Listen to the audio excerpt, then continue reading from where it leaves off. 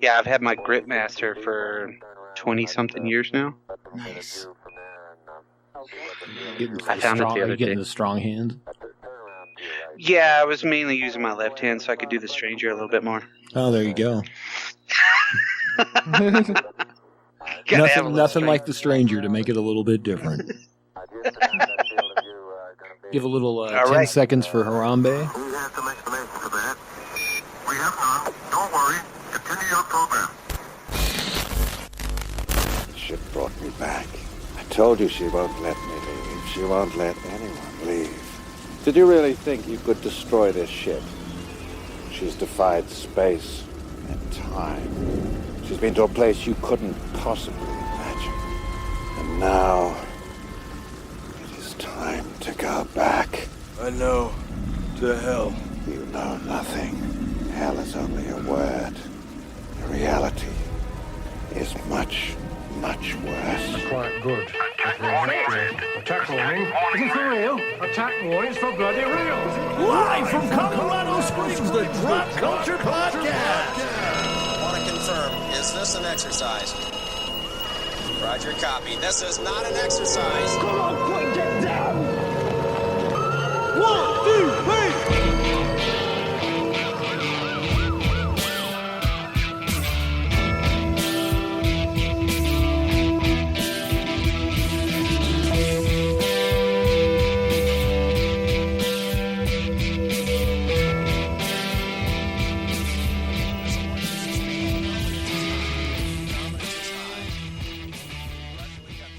Welcome, everybody, to the Drop Culture Podcast. This is that podcast where we pick up that piece of pop culture that you forgot about or missed, shine it up real nice, and cram it in your ear holes. As every week, it's me, Dan. And who's with me? Me, Brock. Me, Brock. Brock, also a caveman. You listen. You listen, Drop Culture. Nice, caveman. Captain Cave. Not getting sued. Okay. Yeah, we're like that Geico commercial. Remember the caveman? They were pretty popular. Yeah, that was yeah. us. That was not us. But, somehow those people made a lot of money. Weird. They even had their own TV show for a while. Didn't take off. I think they had like 3 or 4 episodes, though. It was about as popular as that one called Whoops. Hey, yeah. Anybody out there that knows that one, chime in. If you know what kind of car will save you from a nuclear explosion, you can let us know that too, because we know the answer. Mm-hmm. So, what are we talking about? What movie are we starting off our Spacegiving? Well, I was getting ready to say, let's not start with the movie. Let's talk about what we're doing. Last year we did Thanksgiving, and that was pretty popular. Where we went through 3, I guess. Was it 3 or 4? 3. Yeah, 3 movies that had to do with nuclear war. And that was super depressing. So this year, for our Thanksgiving spectacular month, we are doing Spacegiving. Uh-huh. What are all of our movies going to be about? Space. You'll have to tune in every week to find out which movies those are. Space, the final frontier. But so let's lead into so what movie are we kicking off Spacegiving with, Brock? What I'm going to do is give you the definition of what this movie is, technically. I think before you do that, I want to give a little hint. There are only 2 movies made by this production company, and only one of them has to do with space. Go. Okay. All right. An event horizon is a theoretical boundary around a black hole beyond which no light or other radiation can escape, or also known as a point of no return. That's right. We are doing the 1997 science fiction film, Event Horizon. I have always liked this movie. This is the second Sam Neill movie that we've done. The first one being In the Mouth of Madness. That's right. Which in was the archives, really check close to that about out. the same time. I said in the archives, check that out. Yeah. That was one. Didn't it come out about really close, right? I think it was a close one. You know, at least within like 2 or 3 years or something like that. Sure. Yeah, something like that. That makes sense. But I think it was 2 years, something like that. Anyways. Yeah, because rolling forward. That was 1994. So yeah, but yeah, starring Sam Neill and Larry Fishburne. Oh, sir, that was Lawrence Fishburne at this time. He had already made the move. He had already made the move. Kathleen Quinlan, which for some reason I always had a crush on her back in the day. I don't know what it was.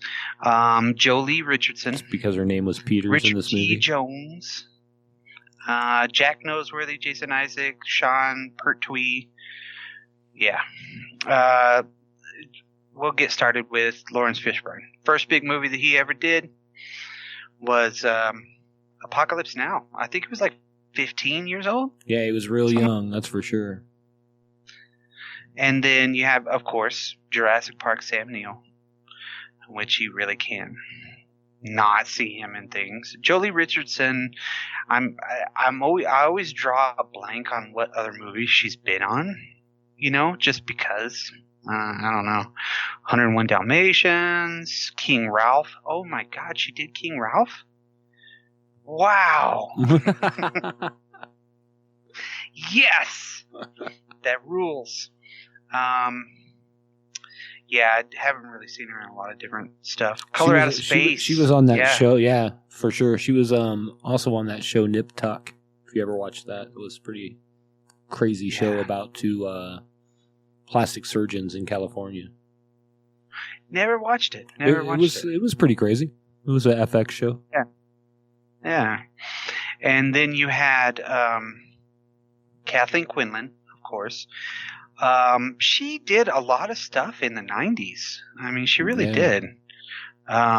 Which, I mean, she started back in with American Graffiti. Yeah, I was going to say she was in the 70s, I think, you know. The Doors. Maybe the Doors is where, you know, I don't know. She's been in a lot of stuff too. I mean, if you don't know her, if you watch The Doors, you'll be like, oh, yeah, that's Kathleen Quinlan. And then Richard T. Jones, right? Right. Richard T. Jones he was pretty much in everything for I don't know how many years, you know. And he was the comic relief in this, you know? Yeah, for sure. I mean, he was on Renaissance Man, Jury Duty, What's Love Got to Do with It? He was Ike Turner Jr., one of my all-time movies that I can't turn off. The Wood, Lockdown, I don't know. He was on a lot of stuff. Finding Nemo. Really? Soul Plane, Collateral. Collateral was a really good movie. But he was, you know, the hot shot guy that was saving everybody. You know, he was search and rescue, I guess is what he was. Then you got Jack Noseworthy, which he's been on a lot of different stuff too, you know. Wasn't he in a submarine movie? U-571. Yeah. Okay. That's how I remember him. He just looks the same, you know, like you can tell. He reminds me of the guy that played Sandman in Raimi's Spider-Man. Oh, yeah. The guy from Wings, right? Yeah, Wings. Lyle from Wings. Yes. But he has that same look, like the ears and the face. Kind of remind me of him. He could have been his brother. He probably was on a Wings episode. Yeah, he probably played young Lyle. Yeah. Then you also have Jason Isaacs. Now, Jason Isaacs he's done a lot of different things too, and he's usually an asshole. Oh yeah, I mean, And you know, most of his he played Tavington in The Patriot, Captain yeah. Hook. So yeah, Braveheart. Yeah. Braveheart in the in the Revolutionary War. And he was the bad guy, the bad dad, right? On Harry Potter, the Malfoys. Yeah. He's always really been on a lot of. He's been there, just like Kathleen Quinlan. They both have kind of been around and done so many different things. And just like Lawrence Fishburne, I mean, at this point in 1997, Lawrence Fishburne was kind of reaching not an apex of his career because he's done so much work, but like this was his first, I guess, one of his first leading roles, besides, being the father of, all the kids in like, what was it? Boys in the Hood. He was, God, what else? He did so many of those movies back in the day. It was crazy. Absolutely. Yeah. And he was always that really tough badass. And now he's on the Ant-Man series, which is pretty cool. It's always good to see him. He was on Hannibal. He's just a great actor. And, I really do kind of wish that he would have gotten more starring roles, just because he's a fucking great actor, he really is. God, yeah, Ike Turner, come on. He was what's so crazy though, I mean, he's on What's Love Got to Do with It is Ike Turner, and then his son Ike Turner Jr. was on this movie. Yeah, right. But this movie has a distinct look. It has I mean, 100%. This is a movie that should belong in 1997. If you want to put an action movie in a time period, this is it, because of the director. The director, Paul W.S. Anderson, the movies that he makes, especially with like Mila Jovovich, right? Right. The Resident Evil stuff he's done, it's all really close. It's really cool. He's done some really, really neat things, the way he films and everything like that, the way he kind of puts the action. This one had, I bet you if you count it, the most slow-mo shots of explosions and and seeing the principal character or whatnot jumping from it, Sure. from the explosion in slow-mo and like kind of like rolling, and you're like, whoa. I think there was like 8 of those. I think my favorite person in this movie we didn't talk about, and that's Sean Pertwee. I loved his character in this. He was also in another movie we've done. He was father in Equilibrium. I don't know if you remember that little film we watched. Oh shit, that little ditty. Yeah. He was also in another Paul W.S. Anderson movie. And that was, I think, the next year, Soldier. That's right. Why did I forget this dude? He was Smitty. Yeah. He's probably my favorite character in the movie because he just like he was a pilot. Let's get the fuck out of here. Yeah, the whole time he's just like, this sucks. Yeah, this is terrible. I don't want to do this anymore. Yeah, let's get the fuck out of here. I don't even want to get on that ship. This sucks. And he's been in a lot of stuff. Like I think recently or semi-recently, people might remember him from Gotham, that television show. He was Pennyworth. Oh, that's right. Yeah. Do you remember the movie? What was it? Doomsday. Yes. That was a pretty good movie. It's a weird movie, kind of out of the blue, Yeah. But yeah, why did I forget about that guy? I'm very sorry, Sean Pertwee. Did not mean to forget about you. It wasn't on purpose. But back to Paul W. Brock's just a hater. He hates you, Sean Pertwee. No, I'm just kidding. Why do you hate him so much, Brock? Jeez. I don't know. Stole your bag of Cheetos? Jesus. Yeah, I know. He stole my hot Cheetos. That son of a bitch. Yeah, he has done a lot of movies. Home dude. Not Pertwee or Petwee. but Paul W.S. Anderson, and he's almost kind of like in the pantheon of when it comes to action movies. I would say, what's his name that does all the Bad Boys movies? Bruckheimer. Yeah. Bruckheimer's got a style that you cannot.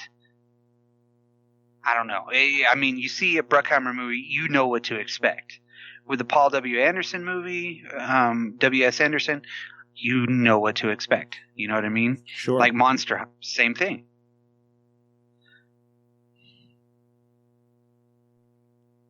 Absolutely.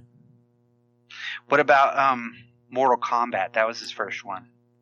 You know? Yeah, in the 1995 Mortal Kombat. And I actually like that movie.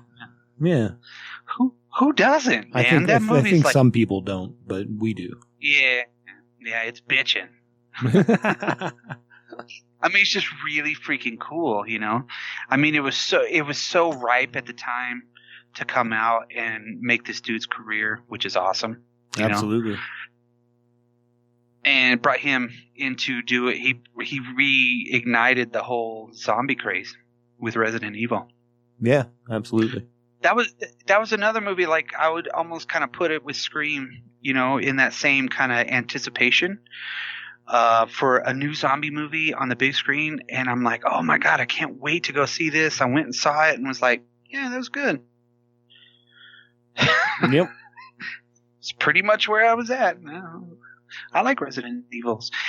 And I'll watch them. They're like bubblegum for your mind. You Absolutely. know? Get done with it and you just get rid of it. But then it was written by Philip Eisner. And I know when I read that originally, I was like, there's an Eisner Award for comic books. And I was like, no, that's Will Eisner. Hold on. That's not the same guy. Yeah. That wouldn't have made any sense. He's best known for this screenplay. You know, that tells you something. Yeah, so I guess he's done some comic books too. Writes the comic book Bad Guys, which is coordinated by Kevin Spacey's TV film company. Ouch. Is that actually the name of it, or? We'll just get rid of that one. Do you remember when this movie came out? Yeah. I want to say that this is one that I saw in the theater, but I didn't have any knowledge of it beforehand. We just went to the theater and were like, hey, let's go watch a movie, and this happened to be it. You know? I don't know. I don't remember if this had a really big, press junket stuff behind it. You know, it was kind of like thrown out there. And reading about it and learning about it, I can see why, you know, it only made $42 million. $42 million, and it had a $60 million budget, right? Well, and it seemed like there was a lot that was rushed with it. In the editing stages, that he was really pushed because I think that it was Titanic that they had slotted to come out, but it wasn't going to be done in time, so they had to push something into that slot, and this was it. So he didn't have the full time. Yeah, he didn't have full time to edit at all, and he was excited. He was making this R-rated movie, this R-rated horror movie was his idea. It'd be awesome. Because but all the stuff that there's a lot of gore that was cut out of this movie, I think he said he had to cut 30 minutes. They told him he had to cut 30 minutes out of the movie, and 30 minutes. Yeah. And then he wished he would have, not cut about 10 minutes out. Yeah. Only 10 minutes. You added it to it. It was supposed to be really good for the pacing and things like that. So. Right. But, I mean, this happens so much, and I don't know why people are spending millions of dollars on these movies and not letting the people, finish them. Do them right. Do them the way they want to do them. It doesn't make sense. Yeah, absolutely. I don't disagree. Yeah, whenever you look at all the similarities, right, to a whole bunch of other things that came out, Firefly, come on. They were research. Firefly, they were bandits or whatnot, but this was kind of like a research vessel. And then you had, Alien Resurrection came out about the same time. But then it had a really big, The Darkness of Alien. It was kind of weird. Then you also had kind of like The Haunting, The Shining, but, I can see some 2001 in it too. And I wish that they would have given it a little bit more at the beginning context, instead of just like, the Snake Plissken blurb, Right. Where it was like, hey, this is the year 2015. We went to the stars. Yeah. We needed to have a little bit more context because that was really fast how we went to the moon, right? Right. Then we went to Mars. And then they went to freaking space travel. But I did like, regardless of how that, one of the things that it does is without giving it away early, they explain all that on how they were able to move that quickly, Yeah, how they're containing a freaking black hole, Yeah. I mean, it's crazy the way that they have this. And I mean, honestly, they're around. We didn't get the whole, we got a air brake and shit like that from 2010. We didn't get any of that really technical stuff. It was like, all right, we're leaving. All right, we're there. All right, there's ghosts. All right, let's go. It was really fast. Yeah, this movie totally reminded me of The Shining in space. Yeah. Yeah. I mean, it had a lot of things and it knew your fear and the ship was sentient just like the hotel was, Right. Absolutely. There was a lot of really good things about this movie. I really think the movie was decent for the time. The special effects, the practical ones held up, but of course, the computer effects for 1997 look like AOL computer graphics. You know what I mean? It just wasn't there. And at the time, you're like, whoa, look at all that water floating. That looks so cool. It's shiny. And then bam, Right. Supposedly, all that footage that he had, they had a rough cut and they put it on a video. So most of the film disappeared. The real actual negatives or whatnot, they disappeared or got lost or something like that. They're probably miscatalogued and end up in Spain or some shit like that. They'll right? find it like they did the Black Angel stuff 20 years from now. Right. Yeah, they'll find all this extra stuff and be like, oh shit, now we can put it in. But apparently, the director has a copy of the VHS, or somebody does. The editor or something like that has a VHS copy of the original cut. Yeah, I did read that they found a VHS copy with some stuff on it, right? But it wasn't everything. but they haven't watched it yet. Okay. Is what they kept saying. It's like they're not taking the time to watch it. Which, I mean, going from Mortal Kombat to Event Horizon, I can see where you're just like, yeah, fuck it. I don't really care about that movie anymore. Because it had to be a kick in the balls whenever they're like, well, you got 4 weeks. Actually, you should have 8 weeks, and then they knocked it down to 6 to bump it up, and then eventually they because it's something to do with he had more shooting to do too, right? What would normally be your 10 weeks of shooting. Yeah, which would be your normal 10 weeks that you get, to edit and do all that. Yeah, and then they ended up just kind of not doing anything with it. I mean, it's like, give it time, shit. Everything's got to develop, I think, and they just rush it. But besides that, I mean, if you remember it, you remember going to the theater, because I do. I really remember. Again, it was kind of like, let's show. Oh, what's Event Horizon? Yep, let's go watch that. Oh, cool! It's got Lawrence Fishburne in it. Oh, wow! This Jurassic Park dude. Yeah. Oh, Sam Neill. He's cool. Yeah, and I don't really think that his character in this. I don't know if Sam Neill was kind of phoning it in a little bit too. Kind of seemed it until the end.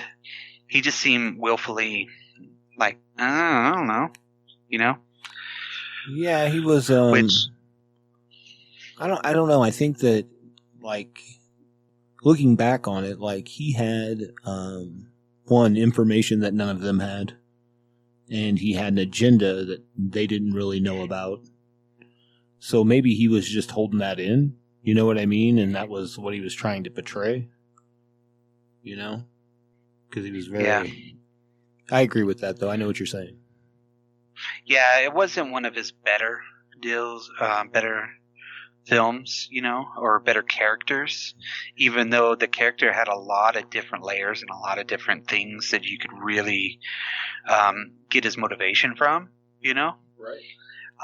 And Lawrence Fishburne, he had no idea, except for he was, you know, the captain of the Nebuchadnezzar. Whoops. I mean...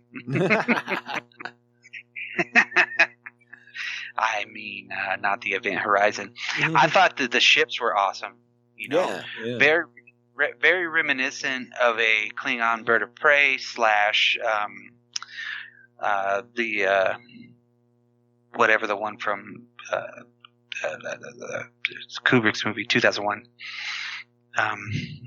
Very long and kind of just unusual, you know. Yeah. So they could, but they give you the context behind it. Right. They don't really show you a lot of the ship except for the middle part. They don't show you because that whole front part is huge. Oh, There's yeah. like got to be 15, 20 levels, you know? Right. I mean, because their ship was 2-3 levels, and it's like it pales in comparison. Right. Absolutely. And I think before we really dig into the movie, before we get started, we should, because there's fans of that Warhammer 40,000. I don't know if you're familiar with that. I heard it. But this, for a lot of them, is considered a prequel to Warhammer 40,000. And apparently the writer even said that, you know, he was influenced by the story of Warhammer 40,000. So basically, later on, they find out, they discover the warp, and then, yeah. So it kind of lays the foundation for that with their warping and what that really does, you know? How they're, like, yeah, bending space and time and everything. And how it's not necessarily a good thing, yeah. Yeah. Yeah. Because obviously they went to the Cenobite world or dimension, you know, Right. and got Pinhead out. Yeah. Got such wonderful things to show you. Wonderful pains. Okay, so let's get into this movie. All right. You ready to get into it? Oh, I'm into it, sir. Oh yeah. So I was born of course, into it. You simply adopted it. I was born into it. Blinded by it. Okay, so basically we get that little blurb at the very beginning, right? That kind of tells you, hey, we're trying to conquer the stars finally. They don't put the backstory of, you know, the world's dying or anything like that. It's just more like, hey, we're going to do this. That's right. You know? Like 2015, we have our first moon base. Right. Didn't happen for us, but yeah, sure. Yeah, that was 6 years ago. No, all we got was Or like a Dewey. Dun, dun, dun. Dun, dun, dun. So it ends up being 2047, right? Because what was it? 8 years before that, 7 years. 2039. It was 2040. Yeah, they basically, the ship went out there and it was going to go to like Alpha Centauri or something like that, right? And disappeared off the map, right? So of course it's become, you know, a myth. They've never really kind of explored anymore, I guess. They haven't really tried that anymore. Yeah, they didn't know where it went. It just disappeared. Yeah, and they were just like, okay, we're done. Kind of like the 60s in the space race. Yeah, absolutely. We got there later. It's way out there. It was further than they had gone before, you know. Yeah, outside of Neptune space. Yeah. You know? So they're way out there, right? And that's where they decided to start the warp drive too, right? Or whatever their however they called it. You know what I mean? Right. The bridge. And so of course, Sam Neill's kind of we only get that introduction for him because he's on the space station, because he wakes up from the dream because there's a distress signal that comes out. That's kind of like, and it's basically the Event Horizon is saying, hey, we made it back, right? We don't really know a lot of the backstory except for that part. You get to see Sam Neill wake up, and he gets frightened by his I guess eyeless wife or whatnot. Right. Yeah. So he's kind of like so then after it's reappeared, right? They and it looks like it's technically going into Neptune, right? Like it's gonna like float into it or something like that. So they need to call deep salvage people, or rescue vessels, Right. So that's where the Lewis and Clark comes in. Now that is commanded by Captain Miller. You got Lieutenant Stark. You got the Smitty, Peters, and Ensign Justin, and Dr. DJ, right? Cooper, and of course you got Weir, right? They're all on the ship, and you get to kind of see it's more grounded in reality because they're wearing flight suits and stuff, Right. You kind of get this, you get the cliches like locked, cocked, and ready to rock, all green on my screen, You kind of get this good dialogue that they've been doing this for a long time, right? Right. And especially him. And so, they kind of get into a little bit of the backstory, and he has to go into cryo sleep or whatnot. They kind of touch on that a little bit because they submerge them in some sort of fluid, because at the 300 Gs or whatnot that they're doing, it could smash their body, crush their, liquefy them, basically. That's what Dr. DJ says, right? And he's never been in one of those things. And, of course, everybody's got to do that before they go. And I don't know how many days it was. Yeah, weren't they supposed to be in there for like 57 days or something like that? 56? I think it was something like that. It was 50-something days. So whenever they basically wake up, Captain Weir, he has this weird kind of vision, like he wakes up on his own. You know what I mean? Right. Nobody's in there. He just kind of, he doesn't even try to find a towel or anything. It must be cold as shit. And I think about this too. Like, if you're on a spaceship, right? Okay. They're climate controlled. So what do you think the temperature is in there? 70 degrees? Yeah. Something like that, right? Sure. Yeah. It just seems like it would be something that would be like a regulated temperature, not really AC or anything like that, but it's just all the same, right? Right. Or cold. So he's walking around the ship all by himself, and he ends up on the bridge, and he sees somebody sitting in there because he's like, "Who are you?" And he turns around and it's his wife again. Scares the shit out of him, right?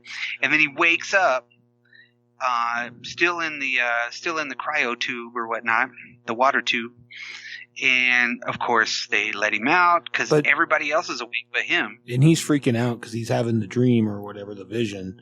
But did you notice when they cut back to him, he doesn't have like any of that air hose or whatever, like the stuff hooked to his face at all? Yeah, like it fell out or something like yeah. that. Yeah. He had it before, like when he woke up in his dream, but then boom, he's done. Yeah. And of course you got Cooper out there making fun of him. Kathleen Quinlan runs up and helps him cough up some of that fluid. some of the weird shit, and he's like, "Hey, you want some coffee?" You're like, "Dude, for real?" Mm-hmm. I just woke up. I would have said yes. I would have been like, "Yes, I need a cup of coffee. Let's do that." I need to take a dump. Jeez. I haven't pooped in 57 days. So then basically he's briefing the crew on what's going on, right? Right. So this is where he gets his explanation, yeah. Right. This is where, of course, and I said Alpha Centauri, but it's Proxima Centauri. Right. And so he says, hey, they're all around. They're like, we don't know what you're here for. And of course, home dude, Lawrence Fishburne, is just throwing him shade the whole time. It's like, dude, shut up. I don't care. We got to go out here. Everybody should be on leave. You know, you're robbing these people of their, you know, I guess their off time or some shit, you know? Right. So they're all playing around. You get to see Kathleen Quinlan's son. You know, he looks like he's got a lot of health problems and stuff, and she's kind of like I don't know, she's kind of like the mom of the ship or whatnot, Mama right? bear. Because she's a mom. Yeah, she's a mama bear. And so they're chilling around. They're kind of doing the whole alien thing, you know, where they're having a good time, sitting around eating and shit like that. So he comes out to debrief them, right? William Weir. And he says, okay, we're out here because we had a distress signal that we got from the Event Horizon. The captain's already like, fuck you, bullshit, you know? Well, and that's when he tells him, he's like, all the things that you heard about it exploding and all that, it's not true. It's not true. Yeah. Here's what happened. It disappeared. It was their maiden voyage, and then they started the gravity drive. Boom. And then he and explains. like, what's a gravity drive? Yeah, and he explains to him how that gravity drive works, and he takes that Miss 2047 or whatever it was picture. Yeah. April 2047 or whatever it was. And he pokes a hole through one side and down at the bottom and one at the top, and then folds it in half to show him how. He's like, what did he say? The fastest way to get to 2 points is what? And the guy's like, straight line. And he's like, no. Well, everybody laughs at it. Yeah. Too. Yeah, everybody laughs at that dude because he's like, it's a straight line. They're like, ha! What? You didn't know? You don't know. And he's like, well, let me put it in layman's terms. And then he completely goes over their head. And then he's like, okay. Then he grabs that piece of paper and he's like, all right, here you go, fuckwits. Isn't it Cooper that says, layman's terms, does this guy speak English? Yeah, of course. Because he's the comic relief. Right. But they're all, you can tell that they're all like a family, of course, you know. And home dude is the comic relief, and you got how like the doctor is always being laughed at. He's like, trauma. And they're like, you're so stupid, you know. It's kind of weird. So, of course, they have, and this is the part that gets me, because the only transmission that they have from it is just a series of screams, you think, right? So these guys invented a black hole that uses a bridge. It uses a bridge to go between 2 points, right, in space-time. Right. But those people that did that could not pick out the Latin that was in it, right? But the doctor could. Yeah, the doctor was like, whoa. That's Latin. Here, Latin. He's like, can you translate it? It's like, what? I mean, did they get this message, you know, a day before they left, you know? And the thing is they always run everything through filters, too. You notice that? They're like, let me run it. This was run through like 20 different filters. What? Right. You know? So basically, like everybody in the world can do it except for the people that like were working on this project, apparently. Yeah. It's like they don't know what Latin is. It's a 20,000-year-old dead language or some shit. Fact, but yeah, but the doctor does. You know? Right. He's like, oh, that says liberate me. You know, save me. Liberate me. Well, I think like, oh, okay. I think it makes sense that the doctor would know Latin, because a lot of diseases and things like that come from different etymology from, different languages like Latin and Greek. So that would make more sense a little bit. But to your point, I think all these, smart people that worked on this project that got this, or even if it was just like the military that got it, or you know what I mean? Somebody else would have been like, oh, wait, that's Latin. Yeah, do you think that they would have put it through a Latin filter? Like a language filter? Something. I mean, shit. Maybe it was backwards, and it was Reagan McNeil screaming or some shit. You know what I mean? Well, and had they played it backwards, maybe Sammy Kerr would have spoke with him. But that's a whole different story. Yeah. So, of course, they're like, all right, this is bullshit, but let's do it anyway. Well, and So what's this is, he say? It says, save me, basically. That's yeah, what he tells basically him. it's liberate me, which is save me. Right. And that's what he gets from me. He's like, hey, rewind it right there. Oh, let's do it again. Oh, one more time. Like 3 times, and he's in. Right. He's like, I got it. Yes, got it. Nailed it. And then, so they're on their way. Now, this is another thing that I don't understand. Are they in orbit around Neptune, or are they in Neptune's atmosphere? I think because there's some contradictions. Well, so a decaying orbit would mean that it was in orbit, but it's eventually going to fall to the planet, correct? So I think that maybe even at different times, it seemed like it was in orbit, I guess, when they first got there, that's a good question. But clouds were kind of like everywhere. There's lightning storms, and of course they had to hit some heavy chop. Right. I mean, that's just natural for a space movie. Yeah, I thought it was really weird that, like, as they're approaching it, like, they don't see it until they physically see it. Yeah, until they're he's like, we're right on top of it, sir, and it's like, whoa, hit the fucking brakes. Yeah, right. I don't know how your telemetry works, but yeah, is there a proximity alert? I mean, come on. But yeah, they're doing, of course, they're like, okay, smoke them if you got them. Let's lock onto that antenna array, Right. And of course he crushes it, and he's like, we're stuck here, They stop on gate 13. That's where they enter. It's the 13th gate. That's right. But there's more bridges, but that's the main one. Right. 13, yeah, of course. So Makes what? sense. So, of course, Baby Bear's got to go over there, right? And so don't they? Sam Neill's just like, go ahead. No, go for it. So is that you're talking about when the 3 of them go down to start exploring? Yeah. Yeah. So it's the captain, Lawrence Fishburne, Baby Bear, and one of the females, right? Yeah, Mama Bear. Mama Bear. Yeah, okay. Kathleen Quinlan. She ends up going, right?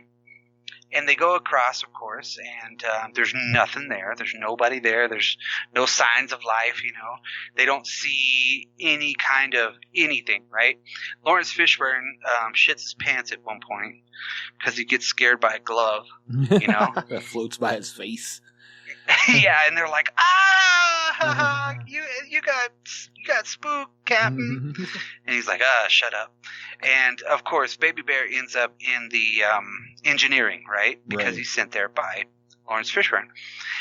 He sees the gravity drive, which is pretty impressive. It's a really cool kind of it's almost like a puzzle box. It's almost like a Cenobite thing, sure. Which is really cool. And then it's she's the one that sees the blood, right? She actually finds the corpsicle. Is how she. But before that, she sees the blood, like, on the panel or whatever, on the corner of that, like, whatever it is. Yeah, she's like, well, nobody's been here for a while, and there's still, and the ship looks brand new. They make a couple. It's like this ship. Make a couple references to that, like, oh my god, the ship is in immaculate condition for being out here for so long, and it's like nobody's ever been here before. Right. They kind of show the background of the bridge a little bit, when the lightning strikes, and you get to see the what was it? The blood. All the blood. The blood webs. Yeah. Yeah, it's like a weird. But they don't see that. No, just us. No. She doesn't see it, but she gets bumped into by the corpsicle. Yes. They're like, oh my, and they're not like, are you okay? They're like, whoa, look at his eyes. Well, okay. And what's awesome is they go to turn on the gravity, like, and I believe she's doing it, right? Like turning on the gravity. She was going to, yeah, she was trying to, yeah. Well, because it wasn't planned very well for her knowing the gravity was going to be on. Like, she could have pulled that body down, but rather than do that, They turn on the gravity and it just falls to the ground and explodes into little chunky pieces. Right, because they lose contact with Baby Bear, right? And, Cooper's back at the ship ready to deploy because he says, keep your nose clean, Baby Bear, Yep.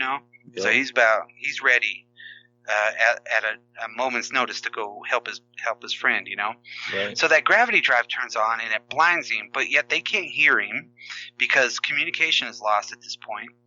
And then Lawrence Fishburne's like, go now. You need to get in there. But everything's operating in the nominal stuff because, Home Dude says, oh, yeah, it looks like there's a coolant leak, but everything looks good. That's when it kind of engages and turns on, and then all of a sudden he gets blinded and he gets sucked into it. Well, yeah, he touches it and he puts his hand and he's like playing in it kind of, and then all of a sudden it's like something takes hold of his hand and pulls him through. But he's still got the cable attached to him. Yeah, so that's where Cooper's like, pulling himself through, just kind of going as fast, just wait for me, and he gets through, and that's when they turn on the gravity, right?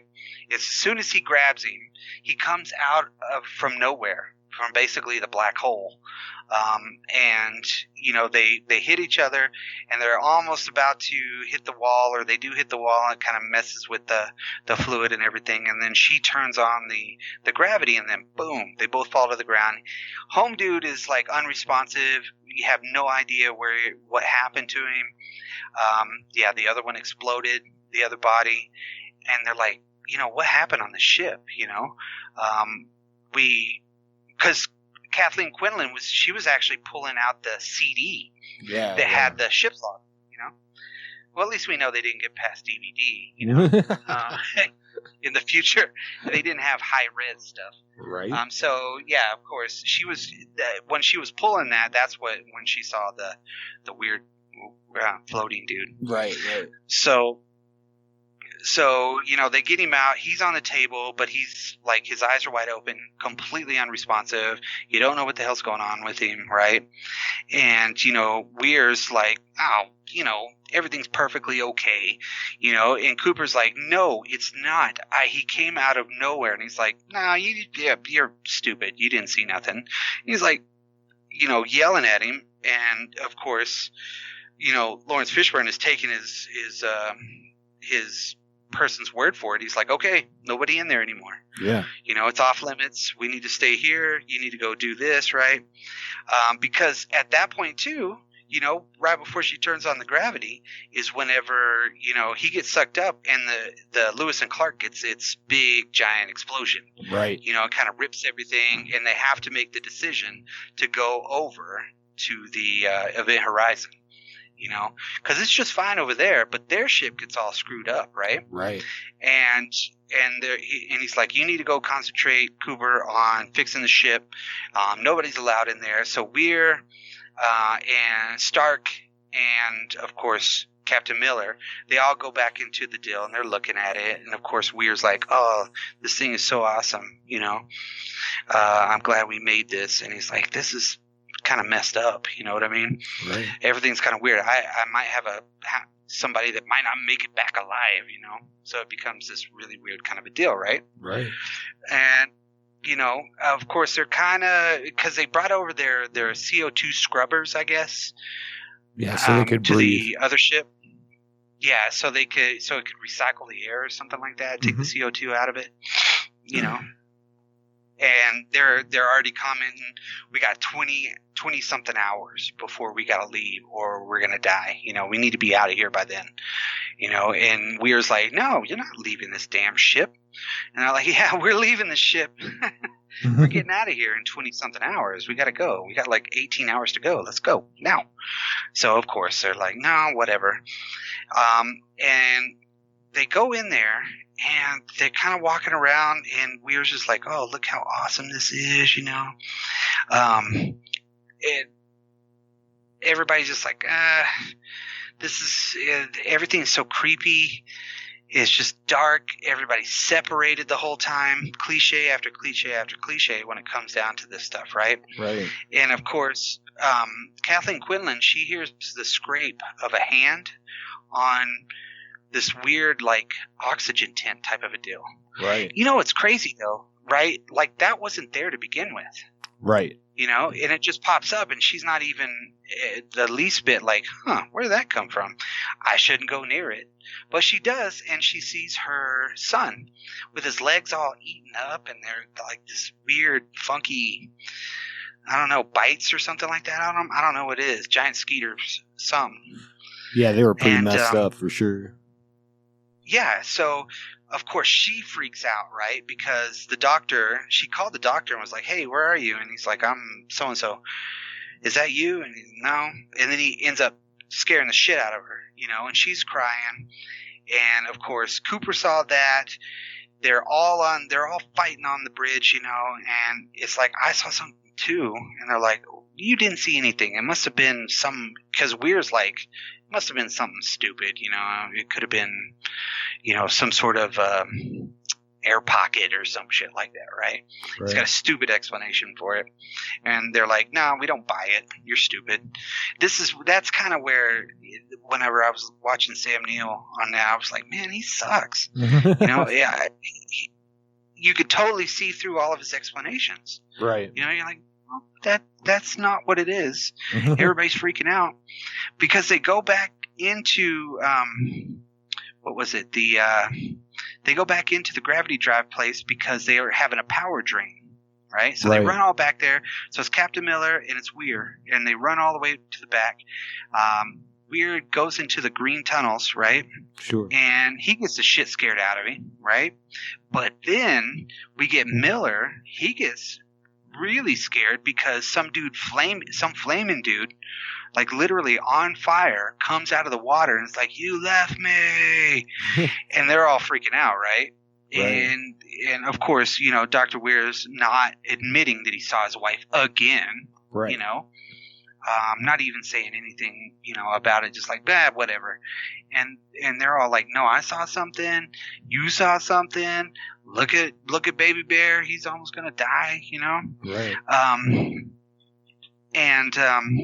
So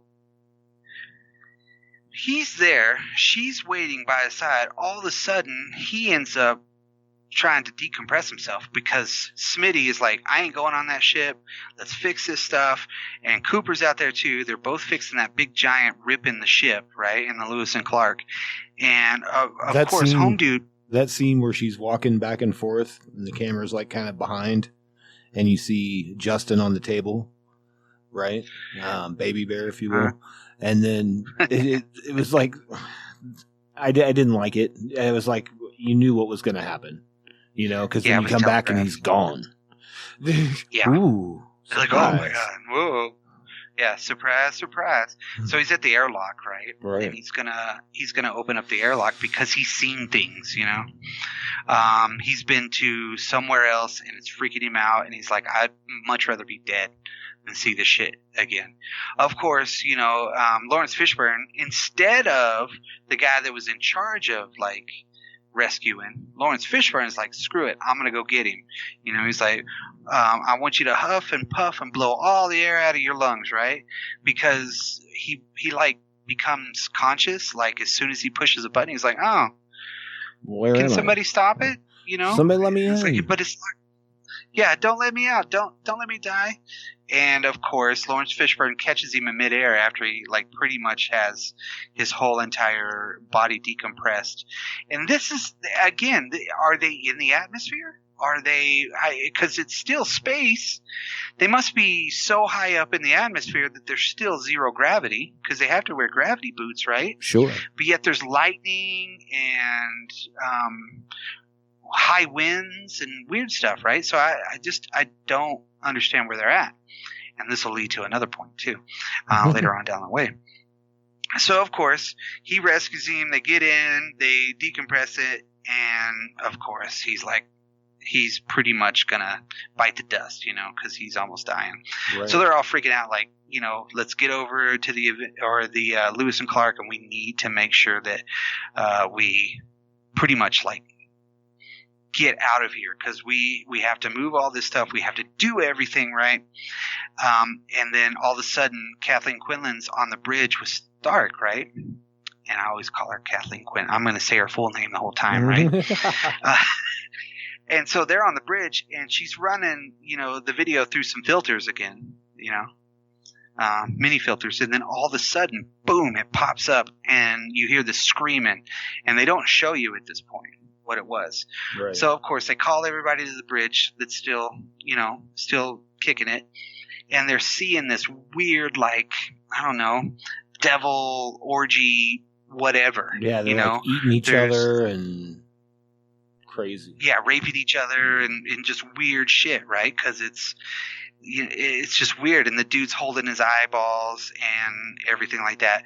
But home dude thought that he was saying, something else. But he's like, no, it says liberate tetume ex inferis, or save yourself from hell, right? Right. So he's like, whatever. We need to get out of here, right? Like right now. And then about that point, that's pretty much whenever they fix the ship, they turn it on, right? Smitty's outside, they turn it on, and there's still a leak, right? So home dude's like, give me 30 minutes and we'll be out of here. He's like, all right, you the man, Cooper. And so honestly, he's still working on it, and he's like, all right, we got it. Everything's good to go.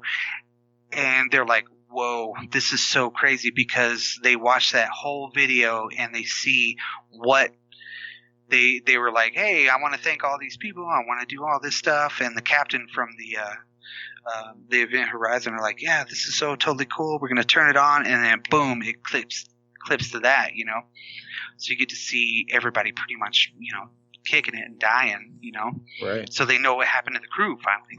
They're like, oh, I get it. So, they're like, let's get out of here. Let's go. Home dude, Weir freaks out, of course. He's like, no, you cannot leave. We need to do this. And he's like, no. And we're getting out of here, Dr. Weir, and I don't care what you say. Because he has that little talk with the doctor, for like a millisecond, where he's like, the ship knew about things that I've never told anybody, Right. And it's just like, he's kind of like, this is so crazy. And they're kind of like, we have to go. Everything's good. Cooper's like, hey, we're good to go. They finally figure out, let's go. There's basically Weir trips out, right? He completely trips out. And the first thing he does is he gouges his own eyeballs out, because he gets to see his wife again at their apartment on the space station, right? She's getting all undressed. She's getting into the bathtub and everything. He's like, please don't do this again. And then she cuts her wrist and he freaks out, right? Yeah, he's like, I'm sorry I wasn't there for you. Yeah. It's basically he was working on this job the whole time. Yeah. And he's working on this gravity drive thing, right? So she gouges his eyes out in the vision, but it's actually him gouging his own eyeballs out. Right. And so he ends up going in there to Dr. Cooper. Not Dr. Cooper, but DJ, right? Because DJ's in the, I guess, the infirmary, and he's in there by himself. And then all of a sudden Weir pops up with all these weird scars and shit like that on him, and kicks the shit out of him, like throws him across the room, puts him on the table, and then starts dissecting him pretty much. And literally it only happens in like a minute and a half, and he has enough time to string him up, flay him completely, take all of his guts out, everything like that, right? And that's what Miller sees, right? When he comes in. Yeah, and Miller sees that, but yet you see Weir grab, oh God, what was it? Twine or whatnot? Yeah.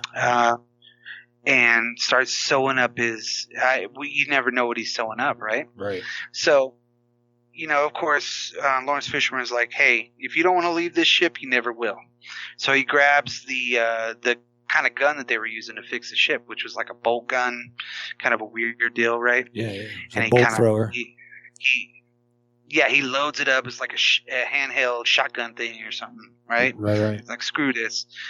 So, of course, Weir's already kicked the crap out of Stark as well. So she's knocked out.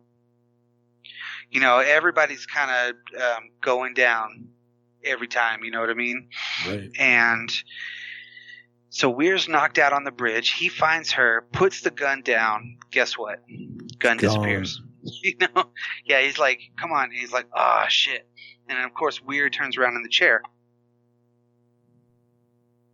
All James Bond style, right? Right. And he's kind of like, you'll never leave this ship because she won't let you, His eyes are all sewn up, and those practical effects look really cool, Yeah, absolutely. So they get into their fight, right? And it's weird, because they're like, holy crap, because the Doctor, he actually goes over to the other ship at one point. And Smitty sees him because Smitty's like, hey, I ain't coming back over there. Let's go. Him and Kathleen Quinlan are going to get like the scrubbers, right? But they're apparently in engineering, right? So she's grabbing stuff and she sees her son running. So she follows him. Which he was in a wheelchair prior to, like in everything we saw before that, right? Uh-huh. So she falls down like 8 stories, right? And ends up exploding pretty much on the bottom floor where the gravity drive is, right? So she's gone. And that's when Weir saw her. That's what he saw her before he gouged his own eyeballs out. So she's gone. Smitty's on the other ship. Smitty sees Dr. Weir and he's like, hey, what are you doing over here?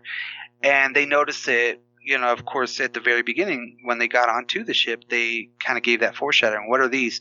Oh, this will explode this part of the ship, so you can use the front part of the ship as a lifeboat, right. If something were to happen, so everybody will be okay.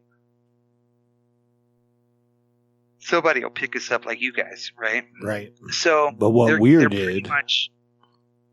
Yeah, and so they're like, one of is missing, and Smitty's like, nah, I just got her put back together. This is not going to happen, I got to find it. So he starts running around, kind of going through everything because he's looking for the bomb, and he opens it up, and guess what?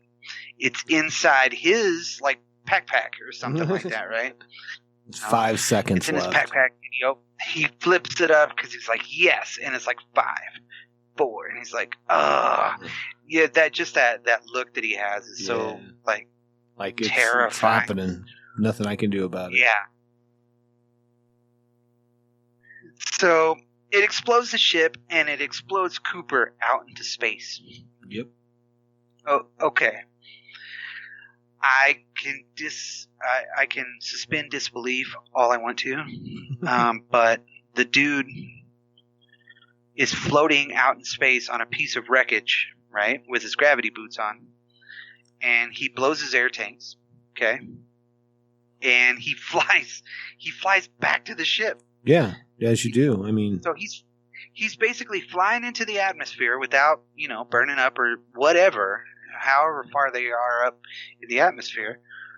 And of course, during the whole fight scene, he shows up right in the middle of it, and Weir basically shoots that gun, and it goes right straight in the center of the forward window pane or whatnot, Right. And it's drilling through, and it boom, basically explodes. He's like, oh shit! So Cooper's gone. They barely escape because they're almost getting sucked out into space, but Weir does. Weir goes out into space. Yep. The chair explodes, everything goes past. So you're thinking, damn, okay, bad guy's gone. We don't need that shit anymore, Mm-hmm. And of course we know that the Lewis and Clark is gone, and they're standing there, and it's like, oh, somebody's coming in the door, and he's like, don't hit me, and of course they don't, and it's him, and they're like, all right, let's go. We're gonna have to blow this part of the ship. So they're basically getting everything rigged to do that, right? Oh my goodness. Sorry. I know. And so they're getting all that rig to start, right? And of course, you know, Lawrence Fishburne's in there. They're in that other part. Cooper sees the blood running through the whole ship, kind of like in The Shining, you know? Yeah. And he's like, holy shit, you know, this is creepy. And, you know, Stark, she's kind of getting everything ready for them to do it. And he's in the middle.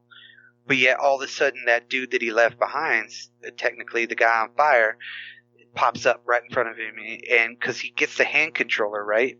Right. I like how he's so, you know, like handsy with it. I mean, it must take a really big push to explode everything because he's like throwing it in the air like, yeah, got it. So he barely escapes death from that dude because he shoots fire at him. And he goes into the actual room, and guess who's there? Weir is there, you know, because Homie pops up in the fire, and he's like, "That's not you," and he's like, "Oh," and he shows somebody else, and he's like, "I know you're not that," and it's Weir, and he's all grotesque, messed up, He's like all cut up on the face. Yeah. I mean, everything's open and exposed and all jacked up, right? So he gets into this big fight, you know, and you think he's got him on the ropes. He's like, "You are not taking my crew," and you know the dude kicks the shit out of him. Yep. And like, you know, kicks his ass, and finally he's like, "Ah, shit, I give up." So that's whenever he pretty much just like he detonates the explosion. Boom. Everything's gone. You know, of course, the demons from the other side are like, whatever. But, of course, you know, it explodes that centerpiece. But then all of a sudden, for some reason, Neptune starts attacking the other ship, right? The back part of the ship where the black hole is, right? And they're floating barely. What do you mean? mean? Not really going too fast. I might need a little clarity there. What do you mean by Neptune is attacking? Well, it's because they're in that Neptune space. All the lightning starts hitting the other ship, and it makes it explode. Okay, I see what you're saying. Because it was separated, so it's like the planet's attacking or something like that, right? Sure. Which is kind of weird. And then, of course, you know, the black hole like does a little engulfing of a whole bunch of shit, but not like anything else. and then it turns off, you know. What? Weird. So we never get to see what happens to Baby Bear because basically he's in the stasis cryo tube. Yeah. Once they get him out of once Miller saves him, they put him in there. And he even says he's alive, but he's not going to be pretty. You know? Yeah, he's going to be all messed up. So Cooper and Stark, right? That's it. They're it. And doesn't she have a dream too at the very end? I'm pretty sure. She basically wakes up, and then the crew's there to pick her up. They look like Cylons, right? Just black colored Cylons. And she's like, "Oh, thank God." And he's like, "Yeah, thank God we got to you." And it's weird, right? So it's a nightmare. And she wakes up, "Ah!" And she's just screaming the whole time in terror, "Ah!" But it's a nightmare, right? Right. Yeah, Cooper is kind of like there hugging her because he's always been hitting on her the whole time. You know, he's like, "You want something hot and black in you?" Like, that was earlier, yeah. Yeah, and then they show like the bulkheads like kind of closed. So maybe there's a piece left of the entity on the forward part of the ship. You know, maybe it escaped somehow. Could be. Which is weird, you know. And that's it. You know, nobody's left, and then they get into a really cool techno song. Boom, boom, boom, boom, boom, boom, boom. You know. Well, and it's nicely wrapped up because I think the last words that are said are Cooper saying it's over. It's over. You know, while he's holding her, and it's over. It just says the end. Yeah, I know. You don't get anything else. It just ends in that abrupt spot, and you're like, holy shit. And they were maybe saving that for Event Horizon 2. Or the television series that they're working on. Yeah. Something. All right, so I would have to say Liberate Tetume X Event Horizon. Save you from Event Horizon? Yeah, which basically translates to save yourself from Event Horizon. Right. Yeah, overall, I mean, good movie, good premise, but they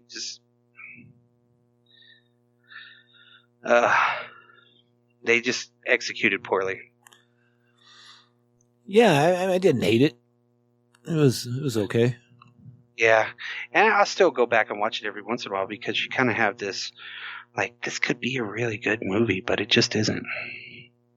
Like I said, I mean, with it was The Shining in a ship.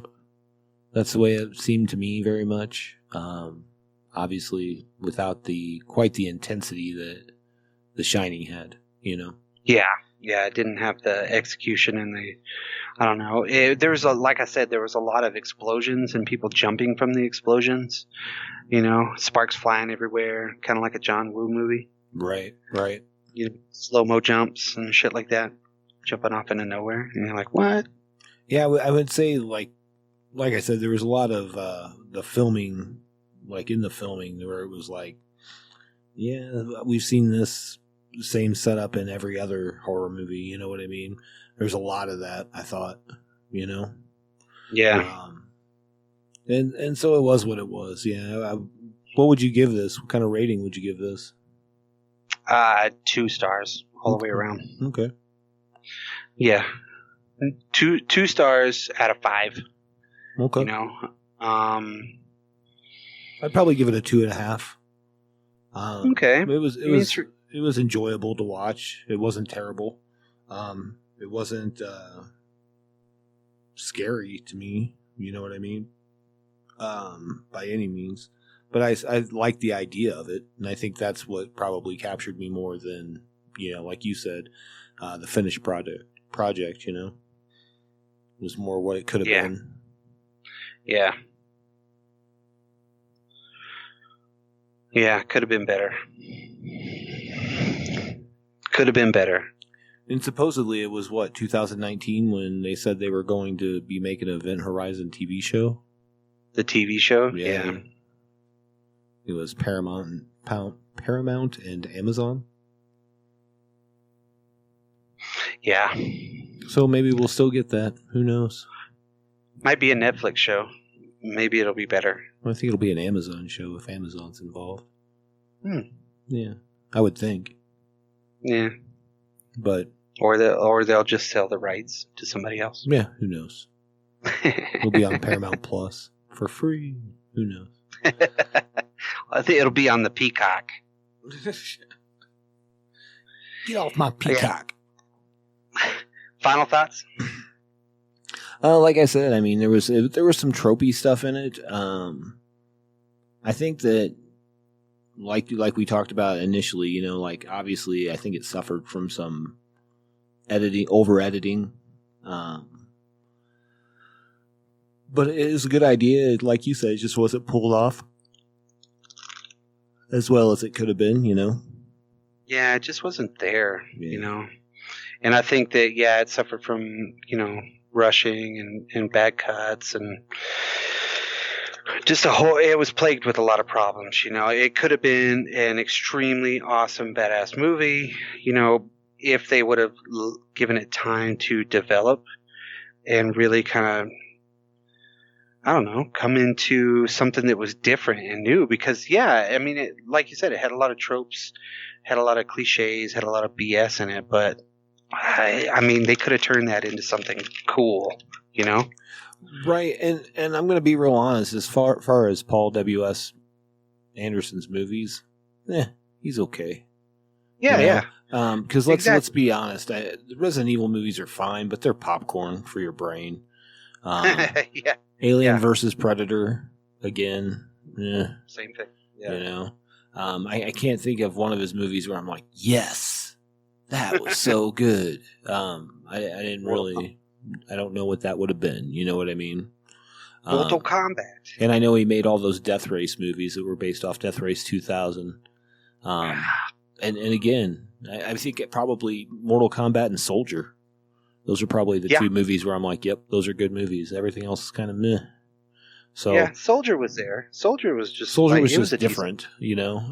It was a different kind of movie.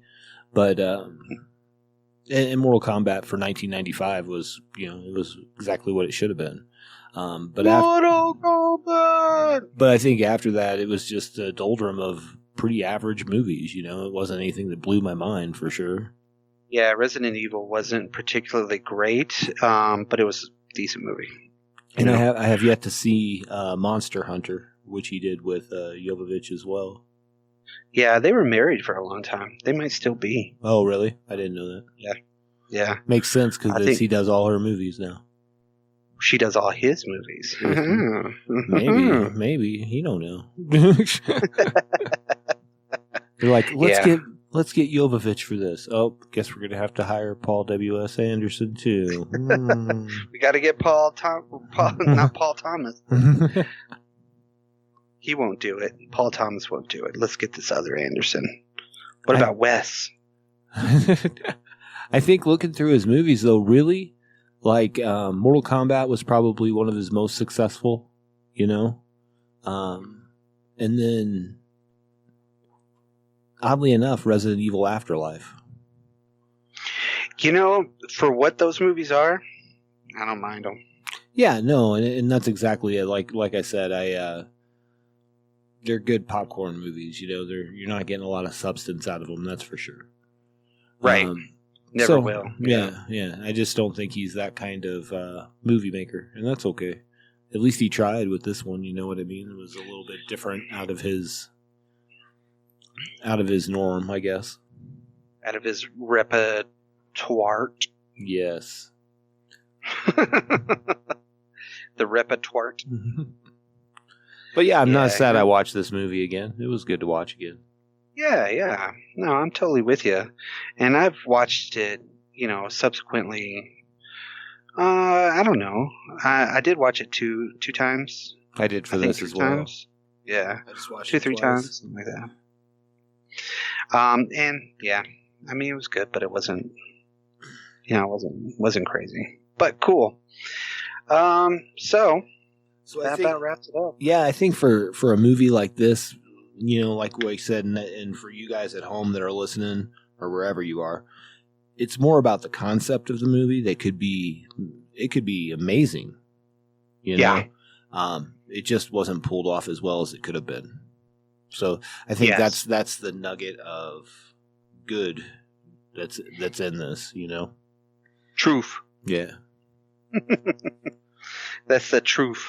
So watch this movie, watch Event Horizon, and then you can give us an email. You can do that through dropculture.com. You can do it at dropculturepodcast@gmail.com, and let us know how you would make this movie, because I think that's an interesting discussion. Yes. Would you use Mila Jovovich in it now? No, because I also wouldn't use Anderson as my director. Been there, done that. Right, we've seen that movie, and it was okay. Yeah, we've seen it. Yeah. But yeah, reach out to us. Tell us how you would do it. And if you can guess what the next Spacegiving movie is. Spacegiving. All right. Later, dudes. Peace.